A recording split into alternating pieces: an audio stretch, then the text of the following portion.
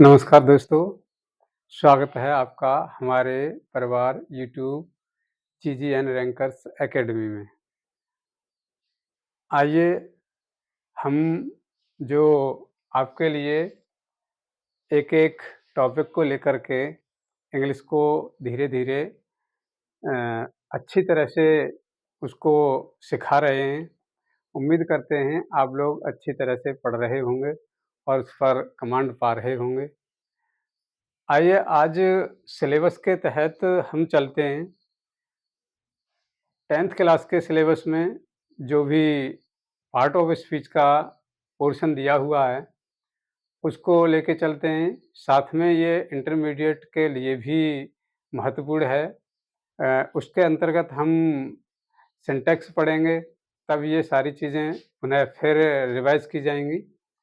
तो उसके साथ हम पहले यहाँ पार्ट ऑफ स्पीच की इंट्रोडक्शन देख लेते हैं।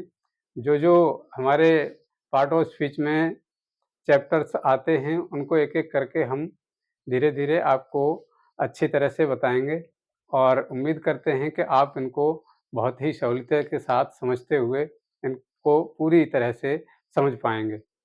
तो आज जो पहला हम स्टार्ट करेंगे, वो हमारा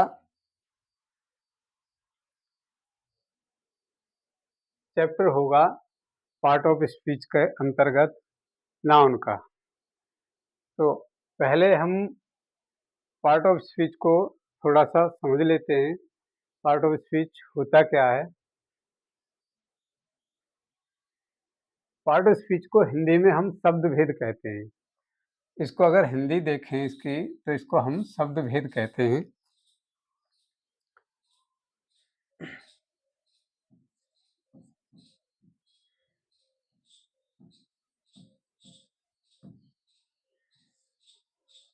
और शब्द भेद के अंतर्गत जब भी हम किसी सेंटेंस को पढ़ते हैं, तो उसमें आने वाले जो भी वर्ड्स हैं, उन वर्ड्स को हमें समझना बहुत ज़रूरी होता है कि जो दिया हुआ वर्ड है, उसकी ग्रामेटिकल प्रोफाइल क्या है। वो नाउन भी हो सकता है, प्रोनाउन भी हो सकता है, वर्ब भी हो सकता है, एडजेक्टिव भी हो सकता है।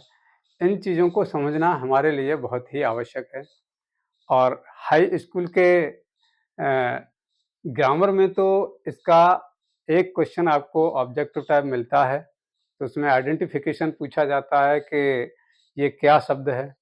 तो उस शब्द को पहचानने के लिए हमें पार्ट ऑफ स्पीच को बहुत अच्छी तरह से समझना होगा। तो पहले लेते हैं पार्ट ऑफ स्पीच की डेफिनिशन क्या है। दिया हुआ है कि parts of speech explains how a word is used in a sentence.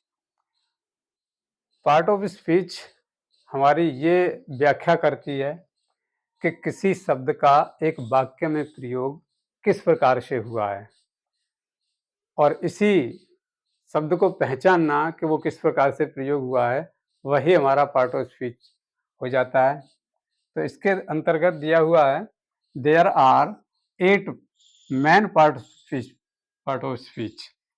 हमारे पार्ट ऑफ स्पीच के अंतर्गत जो भाग हैं, इसके 8 भाग होते हैं और 8 भागों में हमें यहाँ दिए हुए हैं। पहला है नाउन, दूसरा है प्रोनाउन, तीसरा है एडजेक्टिव, चौथा है वर्ब, पाँचवां है एडवर्ब, छठवां दिया हुआ है प्रीपोजिशन, सातवां है कंजंक्शन और 8वां पार्ट दिया हुआ है इंटरजेक्शन।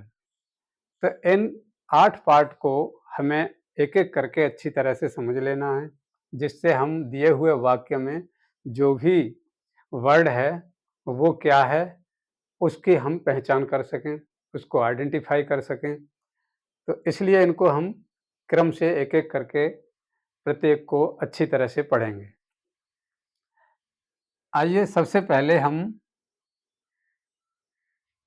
लेते हैं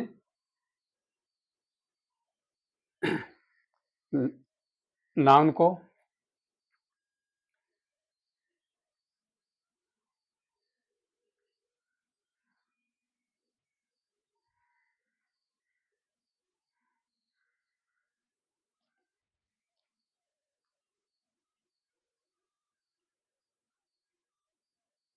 नाउन के अंतर्गत जो हमारा नाउन के विषय में दिया हुआ है, it is a naming word. बहुत सारी डेफिनेशंस मिलती हैं शब्दों की और पार्ट ऑफ स्पीच की। कहीं-कहीं आपको मिलेगा noun is a word which is name of a person, place और ए थिंग। लेकिन एक छोटी-सी डेफिनेशन में हम इसको समझ लेते हैं, it is a naming word. अगर नाउन को हम देखें तो ये होता है हमारा नेमिंग वर्ड। किसी भी वस्तु का, स्थान का या व्यक्ति का जो नाम होता है, वही हमारा नाउन कहलाता है। जैसे यहाँ एग्जाम्पल में दिया हुआ है, Radha, Shyam, book, Agra etcetera.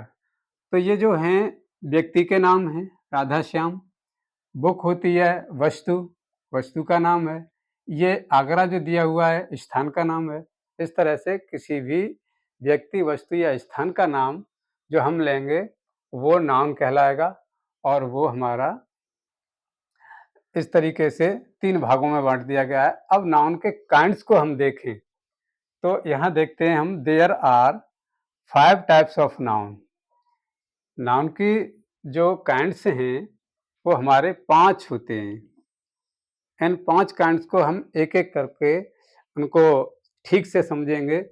5 kind में पहला जो दिया हुआ है वो हमारा दिया हुआ है कॉमन नाउन। अब कॉमन नाउन, इसको अगर हिंदी में जाने तो इसको कहते हैं जातिवाचक संज्ञा। जातिवाचक संज्ञा जो हमारी होगी वो ऐसा शब्द होगा जो किसी व्यक्ति, वस्तु या स्थान की पूरी जाति को दर्शाएगा। इसकी डेफिनेशन में दिया हुआ है, name of a common person, place और thing is called common noun. जब हम किसी कॉमन का मतलब एक सामान्य व्यक्ति का, स्थान का या वस्तु का नाम हम लेते हैं तब वो हमारा हो जाता है कॉमन नाउन। एग्जाम्पल में दिया हुआ है जैसे boy, pen, girl, dog, river, city, book और इसी तरह से और भी वर्ड आ जाएंगे इसमें। तो ये जब हम बॉय की बात करें तो जब बॉय कहेंगे तो वो केवल एक व्यक्ति पर नहीं बल्कि जितने भी बॉय होंगे उन सब पर लागू होगा। जब हम पेन कहेंगे तो एक विशेष प्रकार की पेन से नहीं बल्कि जितने भी प्रकार के पेन होंगे उन सभी पेनों के लिए ये लागू होगा। ऐसे ही गर्ल की बात करेंगे तो गर्ल भी शब्द ऐसा है जो पूरी जाति को दर्शाएगा, वो चाहे हमारे यहाँ या फिर किसी अन्य देश में हो। तो वो गर्ल जब कहेंगे तो दिमाग में वही चीज़ हमारे में आएगी कि ये लड़की है और कोई विशेष नहीं, ये सब पूरे लड़कियों से संबंधित हो जाएगा। ऐसे ही डॉग भी ऐसे ही है। ऐसे ही रिवर है। नदी की बात करेंगे तो नदी, एक नदी की बात नहीं, यहाँ जितनी भी नदियाँ होंगी उन सब से ये हमें इंडिकेट कराएगा। सिटी की बात करेंगे तो शहर है, और शहर जब कहेंगे तो कोई विशेष शहर नहीं बल्कि जिस भी शहर को हम सोचें वही शहर हमारे लिए हो जाएगा। तो शहर सारे शहरों को दर्शाता है, इसलिए ये कॉमन है। ऐसे ही बुक की बात करेंगे तो बुक भी एक किसी बुक की बात नहीं बल्कि जितनी भी प्रकार की जो भी बुक्स होंगी उन सब के लिए होता है, तब ये हमारे कॉमन नाउन हो जाते हैं। तो इस तरह से कॉमन नाउन किसी विशेष व्यक्ति का नहीं बल्कि ये किसी सामान्य व्यक्ति, वस्तु या स्थान का नाम होता है जिसको हम कॉमन नाउन कहते हैं। इसके बाद अगला देखते हैं,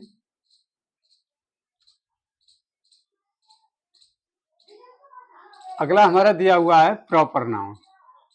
इसको हम व्यक्तिवाचक संज्ञा कहते हैं।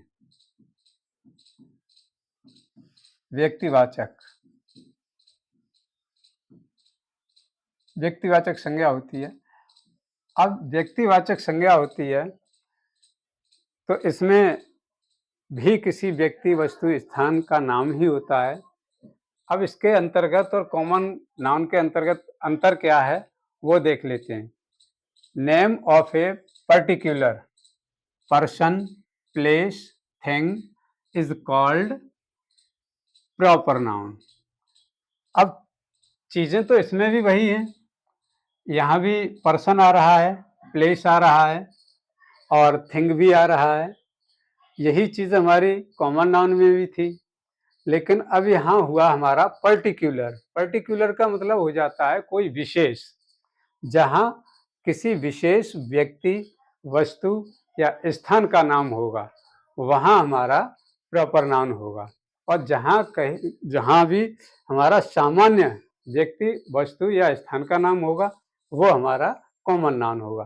तो कॉमन नाउन में तो कोई भी व्यक्ति सामान्य हो सकता है, लेकिन इसमें कोई पर्टिकुलर हो जाएगा, कोई विशेष व्यक्ति का नाम आ जाएगा, जिसका हम नाम लेंगे वही उसी व्यक्ति पर लागू होगा, उसी से रिलेटेड होगा, तब हमारा प्रॉपर नाउन होगा। एग्जाम्पल देख लेते हैं, जैसे दिया हुआ है कृष्णा। कृष्णा जो है एक व्यक्ति का नाम है। अब जब हम कृष्णा को पुकारेंगे तो केवल कृष्णा पर ही लागू होगा ये। रेनॉल्ड एक पेन का नाम है, और जब हम रेनॉल्ड पेन कहेंगे तो केवल रेनॉल्ड से ही हमारा संबंध रहेगा, कोई अन्य पेन हम नहीं सोचेंगे। गर्ल की जगह यहाँ देखिए सीता है, तो जब हम सीता पुकारेंगे तो सीता के ही ऊपर लागू होगा ये। और गंगा ये रिवर का नाम है, तो रिवर कॉमन है और गंगा ये प्रॉपर हो गया। तो जब गंगा की बात करेंगे तो हम केवल उसी नदी को सोचेंगे जो हमारी गंगा नदी है। ऐसे ही ये शेरू, शेरू ये दिया हुआ है डॉग का नाम, ये डॉग लिख दिया है कोष्टक में, इसीलिए कि जो शेरू है वो किसी डॉग का नाम रख दिया। तो जो पालतू है हमारा कोई डॉग और उसका नाम हमने शेरू रख लिया, तो हम जब शेरू कहेंगे तो केवल हमारा उसी शेरू पर ही लागू होगा नाम, तो वो हो जाएगा हमारा प्रॉपर। ऐसे ही सिटी को हमने प्रॉपर में बदल दिया अलीगढ़, आगरा आया। इस तरीके से जब हम कहेंगे तो वही शहर हो जाएगा जिसका हम नाम ले रहे हैं। अलीगढ़ कहेंगे तो अलीगढ़ के लिए ही लागू हो जाएगा, और अगर हम आगरा कहेंगे तो आगरा। लेकिन जब सिटी कहेंगे तो कोई सा भी शहर हो सकता है। ऐसे ही बुक को हमने बदला है रामायण, तो जब रामायण हम कहेंगे तो हमारे दिमाग में केवल उसी बुक से आएगा कि रामायण जो पुस्तक है उसी को हम सोचेंगे, कोई दूसरी पुस्तक हमारे मस्तिष्क में नहीं आएगी। इस तरह से जो प्रॉपर नाउन है वो किसी विशेष व्यक्ति, वस्तु या स्थान का नाम होता है, जबकि हमारा कॉमन नाउन किसी भी सामान्य व्यक्ति, वस्तु, स्थान का नाम होता है। तो इसके अंतर्गत एक विशेष बात और होती है कि जो भी प्रॉपर नाउन होगा हमेशा कैपिटल लेटर से स्टार्ट होता है लिखना, ये हमेशा कैपिटल लेटर से स्टार्ट होगा।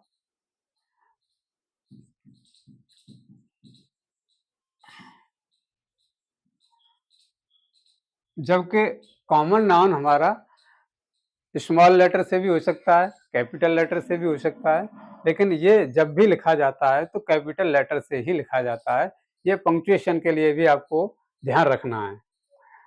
इसके बाद देखते हैं, अगला है हमारा कलेक्टिव नाउन।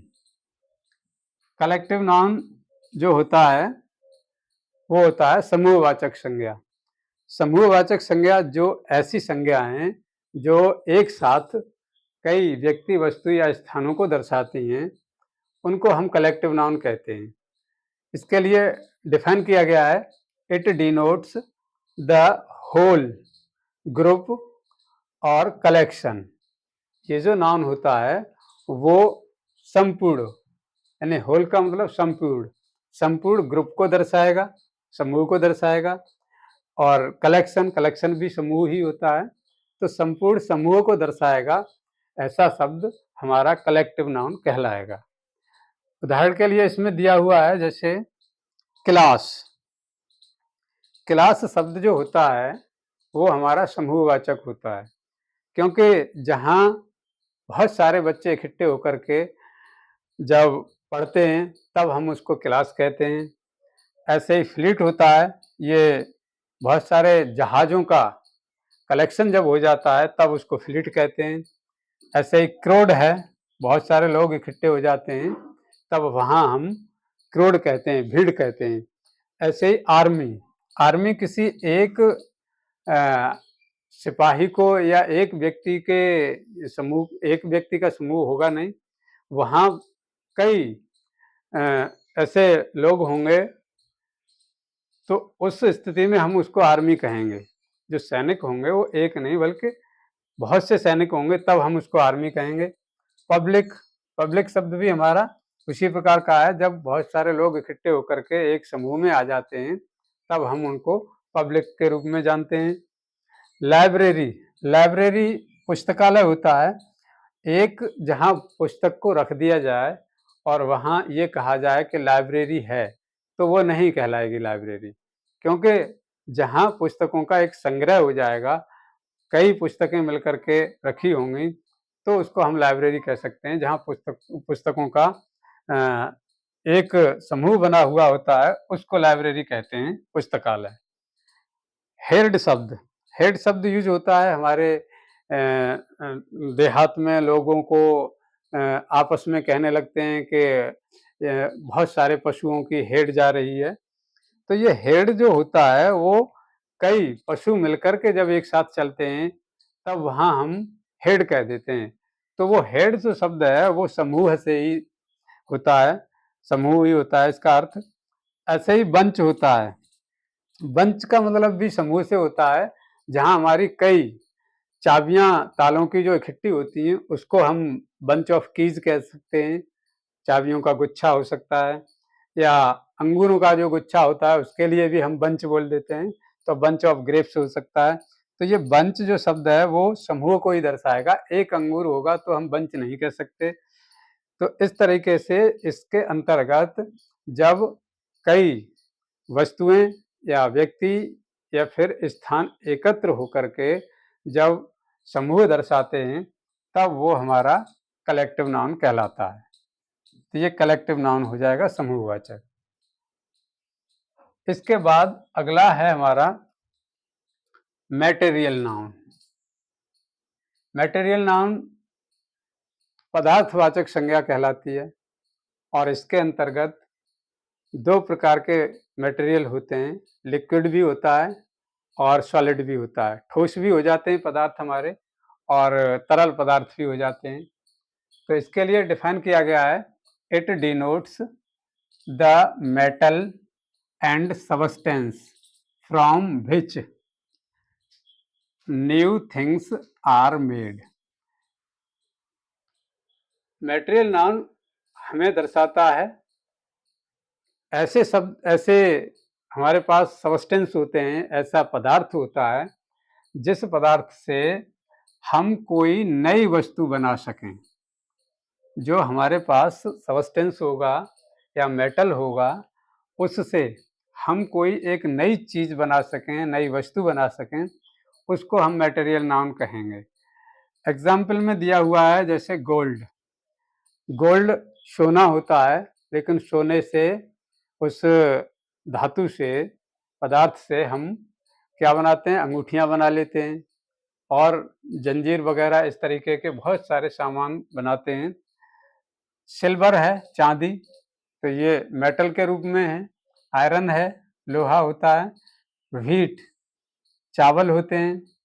कुछ ऐसी भी वस्तुएं होती हैं इसके अंतर्गत जिनको हम काउंटेबल नहीं समझते हैं, वो अनकाउंटेबल रूप में हमें जानी जाती हैं, इनको गिना नहीं जाता।